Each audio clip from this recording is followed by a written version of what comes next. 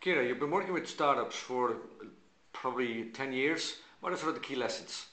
Well, I would say, there's so many, and no matter what industry you're in, the challenges are the same for anyone starting a business.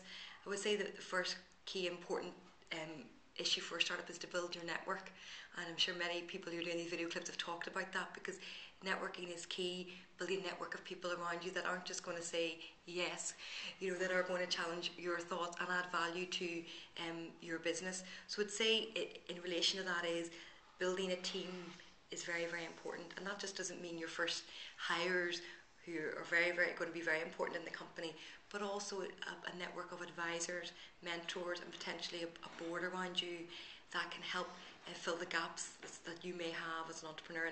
And everyone has gaps in their skill base. Let's be honest here. And people who think they can't will learn fast, that they haven't got all that it takes. And also just to bounce ideas off people and share ideas and share the load, because it's a rewarding journey, but it's also a tough journey. So network is key.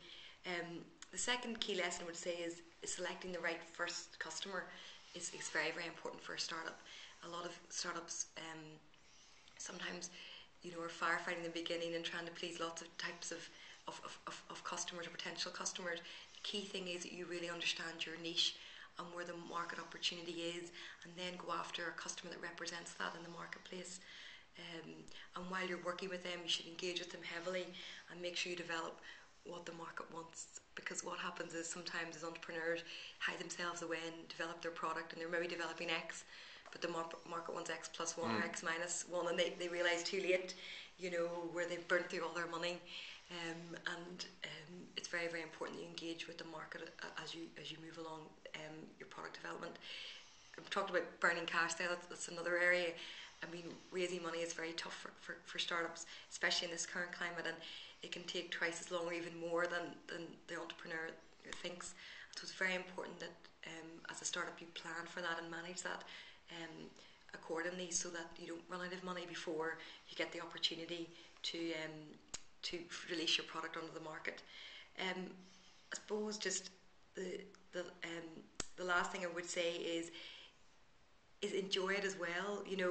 It can be a tough time. You've got to think about, your maybe if you have a family or whatever else, you have to manage that environment, but try to enjoy it, because not everyone has the guts to set up a company like you do. So I think it's a very rewarding experience, and if you fail the first time, well, you can always have a second or third or fourth go.